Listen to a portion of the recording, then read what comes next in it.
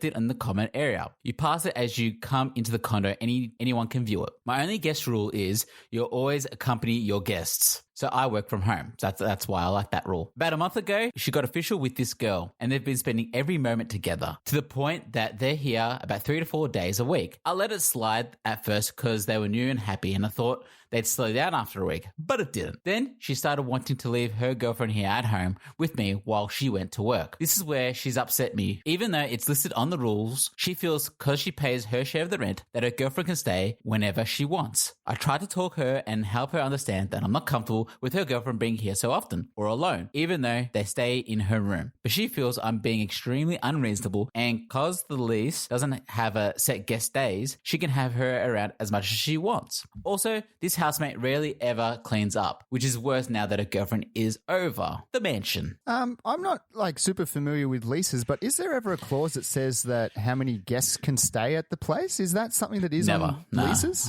Yeah, I was going to say that's a sort of strange thing. I can't say I've ever seen it. I don't like. She mentioned condo, so maybe it's an American thing. Maybe some leases might have something like that, but I've never seen it. No, I know that like some Airbnbs might be like that because they don't want you to sort of cram a bunch of people in, or like some hotels might say like, oh, if you've got an extra person staying, you need to pay for the trundle bed or the fold out bed or some shit like that to come. They can't just have you sleep on the couch. They'd rather charge you an extra person's accommodation. Yeah, exactly. I feel like me and Tom have to refer to you, Marcus, because me and Tom we've never done the roommate thing really as much as you have. Yeah. I'm guessing. Yeah. What were you going to say? No, I was going to say, yeah, but you guys got to surely have an opinion on this. Oh, of course, but I mean... No, nothing to say, Marcus. It's all you. You answer your own question, okay? You're just talking the whole stuff by yourself. You're the expert. Me and Tom are just going to unplug our microphones and just let you take the question from now, if that's okay. But like, I want to throw it back on you only because, like, I'm guessing you've encountered similar situations and see what you've thought about it. Yeah. I mean, in these sort of situations, you sort of would respect the housemate that they've got a new girlfriend or partner or whatever it is. And yeah, you want to let that love blossom. In saying all of that, though, I think if you've set rules that you said, hey, don't leave any guests here unattended, that's a big no-no in any house, I feel. Like, unless you sort of say, hey, just a warning, like my friend's going to come over for a little bit while I'm coming home from work. That's cool. I feel like day in, day out, not cool. So is it more about I'd imagine there's a couple of things, but is it more about either the costs of running the household and them not contributing? Is it the cleaning, or is it as far as putting in chores and putting in time to actually contribute that way? Or is it the actual just like having the space to yourself? What is like the biggest thing that is the problem in this situation? I think it's an amalgamation of all three. Right. Because I get the impression that they're not like actual real life friends with their roommate. Right. Whereas like when Marcus has moved out with people, it's been people he's been friendly with. So I think he'd be more accommodating to their partner. Whereas if you have a roommate you don't know and they're bringing in a new person, it's like, well, now I have two strangers in my house. And you can still be, like Marcus said, like they probably felt like they left ample time for the love to blossom. But it's like, okay, now we've done enough cultivating. This doesn't need to keep happening here. It's probably how they feel now. Yeah, that's a good point though. You've got already got one stranger that's in your place where you live, amongst your possessions. You know, you don't know if you're out of the house what they're doing in your space. As soon as they bring another person in, you're outnumbered. You've got 2 versus 1. You are suddenly. I might need to come with some like Wolverine claws to defend myself. I'm kind of understanding it now. Might need to go schnick. Yeah, schnick. I feel like you guys have hit the nail on the head with a lot of it. You're right, Damien. It's an amalgamation because it'd be like, all right, you go down to the kitchen and you see it's all this mess and you're thinking to yourself, this mess wasn't here this morning and the only person that's been here is this girlfriend. I'm like, I'm annoyed by that. And then you think to yourself, and they don't pay rent for her, and the bills are going higher, and then, I need to go to the toilet. There's only one toilet in the house, and she just so happens to be on the toilet. Like, I mean, there'd be like little things like that. They just get to you. That all being said, if she spends the majority of her time in the room, I can't imagine you see her that often. So yeah, the compromise probably here is if they're essentially a third roommate now, maybe they just have to pay a little bit more rent. Maybe that's the balance. If they're five days, 7 days a week, 24 hours a day, then that's probably the way to go. Yeah, the real problem, it sounds like, is that all of those things build resentment, and eventually it'll build to a breaking point, and you're going to have like some sort of a blow up or an explosion of or a clash, I guess. And as you said, Tom, you're outnumbered, so you don't want that to happen. Get the Wolverine claws and defend yourself, Wolvie style. They kick you out of your own house. But no, I think the thing that living with all my previous housemates that were friends, as like Damien said, one thing that I found that that happened, which I not regret happened, is you got to set boundaries or explain rules early. If something annoys you early on in the piece, say it early on. Don't let it become routine and then try and remove that routine. That is one of the things that I found. It's too late. Like if there was something that was like a little bit of a pet peeve, I'm like, it annoys me, but I can live with it. By year 2 or year 3, them still doing that, you're going to be like, I've had enough of this shit. And it's the smallest of things. And it's you gotta mention it earlier. Hey, I like this, or I don't want this person over all the time.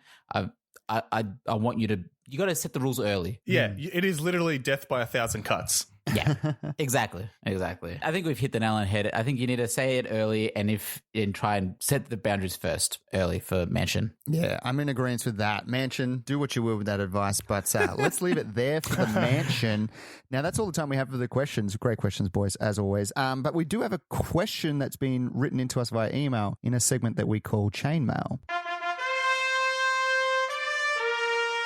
Chainmail. Now, we need to have another surprise gift question. Is there a surprise that any of you boys have not had that you'll just be like, damn, that would really make my life? If someone was to surprise me with like, I don't know, a hot air balloon ride or something like that, is there anything that's just on the bucket list, Damien? I think I always wanted the puppy in a basket. I always wanted that for a surprise. That's like a staple from like American Family movies, I feel. Yeah, I think that's probably why as well. I watched too many of those.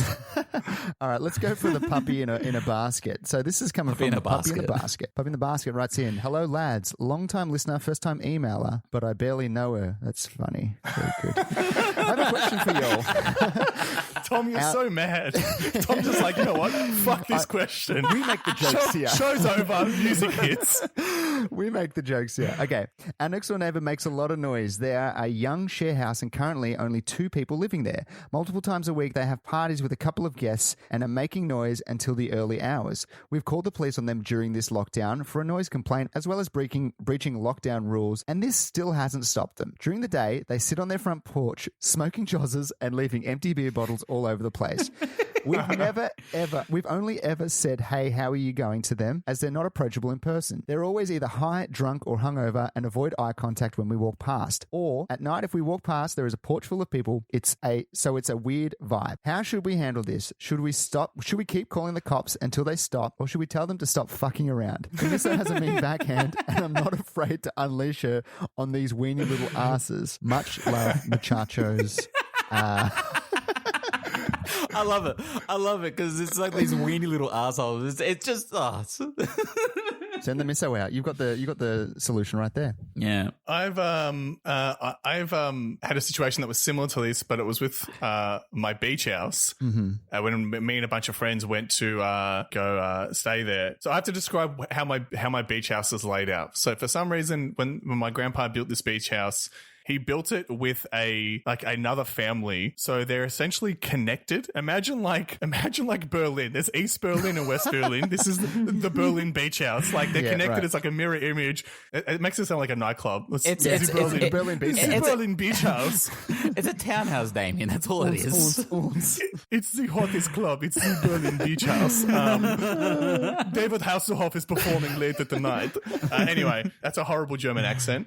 No, it's not a townhouse because they're bigger than that. Doesn't matter. So we've always kept the house. We've never rented it out, but our neighbors have always rented it out throughout the years. So every time we went up during summer, it was a different neighbor every time. So we never knew what we were going to get. Sometimes they were great, like lovely old folk. Other times they were just like people who didn't maintain the house and it was garbage. The time I went up with my friends, it was the garbage time. I think they were like bikies. Like they were the scariest dudes that I've ever been in close proximity of. So like, I we rocked up at my house and there were like just beer cans and everything strewn all over the front lawn. We share a front lawn with this house. So I'm like, okay, that's not a good start. And then as the days went on while we were staying there, it was just progressively getting worse to the point where they were just like actively doing burnouts in our driveway, like on their motorbikes and in their cars. Our living room looks out to the front yard. So we were like peering over the couch being like, they're still there. They haven't left because like we were scared. We were like young teenagers at the time. Yeah. So we decided to eventually ring the police because like they were just like leaving beer bottles. They were just making a mess. But we said to the police, can you guys not like pull in and tell them off? Because we don't want them to know it was us who rang it. So can you guys just do like a couple of laps up and down the street just to like, you know, let your presence be known to make the bad men go away. And they were like, yeah, we're happy to do that. And it worked for a couple of hours and then it went back to normal again. This sounds like the episode of The Simpsons where the Hell Satans move in to the Simpsons house and they're just like driving motorbikes through the place. Through the house. I didn't actually think people wore like leather vests, like in like the Sons of Anarchy way until I saw that and I was like, okay, no, these dudes are for real. I'm actually scared. Did you wear the leather vest, Pee-wee? Sorry, what was that, Tom? What did you say? Didn't you once wear the leather vest, Pee-wee? Are you really disrespecting me on my own podcast right now after 200 episodes? No, Tom, don't be silly. It was a jean jacket vest. It was a denim vest. Yeah. I just think if they're happy to lose their sleeves, then they're happy to lose it all. Is how I look at it. That's what I think. Fair enough. I think going back to the question, going back to our listener who's written in, I feel like as somebody who's lived in a share house with the young guys and partied up as much as the rest of them, I've been in their shoes before, the party goers and all that, and you're always fearful of like cops being called on you. So if you're constantly calling the cops on these people, like you're doing it for the right reasons. Like, I mean, I feel like I'm deserving of some like bad rowdy neighbors because of all the parties I've thrown throughout the years. But it's coming. That karma's coming, Marcus. It's coming. I'm just waiting for the day that my partner goes, hey, someone's at like next door is having a party. Go tell them to shut up. I would never do it because she's like, this is your fault because you let that bad energy into the world. Now we're getting it back. Karma. Yeah, exactly. Marcus's neighbor is going to sell the house. They're going to smash that house down, and just a fleet of party buses are going to pull into there. A frat house. Just parties non-stop. Yeah. But I feel like the way you're going about it, there's no point going and trying to badmouth these, like trying to tell them off. They're not going to listen to any neighbors. Like they don't give a fuck. I don't feel like the young guys, they don't give a fuck. Are we really suggesting just be a narc? Is that what we're saying? Just narc on them until they leave? Tom, these are unprecedented times, all right? Maybe being the narc is the way of the future. I know it used to be uncool, but maybe now it's the way to be. What else can you do? I mean, I feel like what else can you do in this situation? If they're having parties every night, like I don't like them sitting on the porch, smoking their jozzers, drinking their beers. I don't have a problem with that because, all right, they're not doing, it's the loudness. It's the loud noise at night. I mean, that's what would get me. The thing is right now, the stakes have never been higher because if you've going to break the rules, you're going to cop a $1,600 fine. So you can learn your lesson very quickly, I think. Yeah, exactly. Exactly. But I think like calling the cops is the way because even if your missus has a backhand like Serena Williams, I don't think it's going to be able to smack enough sense into them. Like as opposed to the police who have guns. Like not that they're going to shoot your neighbors, but like that is the ultimate threat is what I'm trying to say. Like he's got a bomb. Shoot. Get him. Put the jozzer down. Put the jozzer down. He uses his gun. He shoots the jozzer out of his mouth and that. Yeah. Honestly, like what else can you do? Yeah. Yes. Like Clint Eastwood in a Western. Yeah. But like, honestly, what else there is to do? I think you just have to be a narc and just keep doing it until, like Tom said, now it is a $1,600 fine. I'm sure that'll make them clean up their act real quickly. Yeah, exactly. I hate being the narc. I hate being that person because, I've thrown those parties, but there's not much you can do. There really isn't. I feel like your hands are tied behind your back. Yeah. So now I feel bad because, like, I don't know. Do you want to sting people with $1,600 fines? I don't know. Yes. Damien, yes, if if it stops Here's the my advice coronavirus, for the question asker. Yeah, that's right. Yeah, given the current climate with the COVID and all that, absolutely, they should be punished for doing the wrong thing. That's a very good point, Marcus. How did I forget there was a pandemic going on? Crazy. Exactly. I want to go out as much as the next person, all right? But it's bozos like that are causing me to stay inside longer. So, all right. Before we get too preachy and ranty, let's leave it there for Dog in a Basket, and let's leave it there for the episode as well, boys. As I said, great questions brought to the table as always, and a great question there brought to us by a listener. If you, like Dog in a Basket, want to get in touch with us, you can email us at tqhpodcast@gmail.com. Let us know if you've got some question for us that we can provide advice to. Otherwise, just if you want to say